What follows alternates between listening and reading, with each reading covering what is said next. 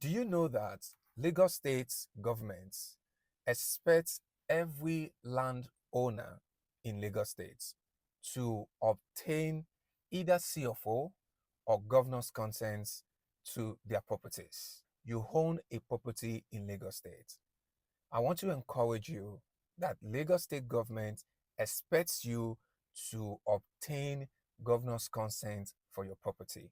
If your property already has CFO or Gazette, and if you don't have any of this title, Lagos State expects you to perfect your title of CFO or deemed grants, which is private CFO. So in this video, I'll be telling you the requirements for governor's consent if your property already has a root title, CFO, or Gazette. And however, in my previous two videos, I've talked about the types of title documents in Lagos State. And my last video, I talked about how to apply for CFO. And this video, I'll be telling you the requirements and the charges for governor's consent. So if you're ready, I'm ready. So now let's go straight to the details. Before I tell you that, if you're seeing my video for the first time, please subscribe to my YouTube channel, share this video with your friends, your family, and your colleague, and watch this video to the end. You will learn a lot. So let's go right into the requirements if you want to obtain governor's consent for your property. First and foremost, what is governor's consent? Governor's consent is just simply means registering your deed of assignment in Alausa. Okay, now the first thing that the government expects you as the landowner to supply, to provide if you're making application for governor's consent. Number one, you are expected to submit duly completed land form 1C. Number two, you're expected to submit certified true copy of the root title. So if the land has a CFO as a title or Gazette as a title, you're expected to submit the root title.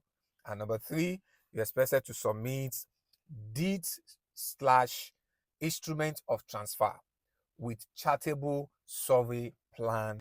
Another thing you are required to submit is passport photographs. Two, individual assigning alone. So you're expected to submit 2 passport photographs, you as assignee.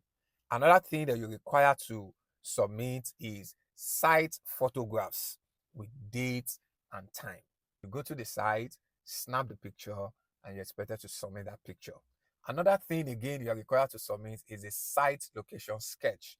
You have to take a surveyor to the site, let them do the sketch of the land or the house, and you submit that. Another thing again you are required to submit is applicant / agent's means of identification. So you have to provide your means of identification. That is what it means. Or if you want a lawyer to do that for you, or a real estate broker or agent, they will do that for you. They have to submit their means of identification. Most importantly, your own as the assignee means of identification. Another thing again is you are to submit a certificate of incorporation for a company registered body. So it means that if you're applying for a consent on a company, so maybe the land is owned by a company or the property is owned by a company, so you're expected to submit the certificate of incorporation. And lastly, you're expected to submit a covering letter with functional telephone lines and email address. You have to write a letter, the purpose why you are applying for a governor's consent. So those are all the requirements that the state government expects you to submit to Lands Alausa when you are making application for governor's consent. So let's go straight to the fees and the charges. Now, concerning the fees and the charges, there are 4 things that majorly that you have to pay the government. Is number one is consent fee.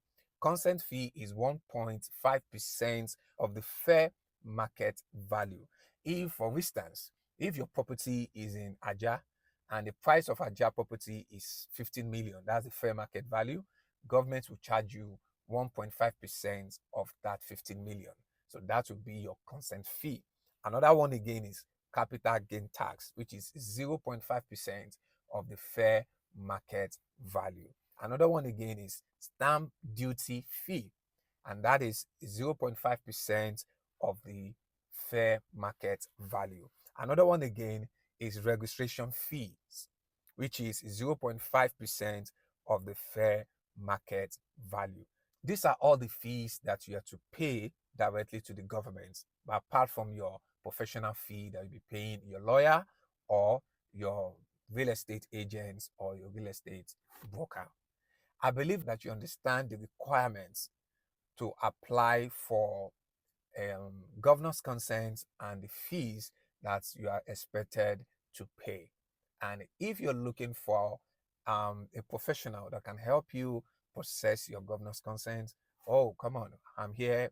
Me and my team will help you to achieve that with a very affordable price. Guarantee very affordable price. And the process will be smooth and fast. Stay tuned to this channel and watch out for the next video. And the next video will be on the requirements for deemed grant CFO, which is private CFO. See you in the next video. Thank you.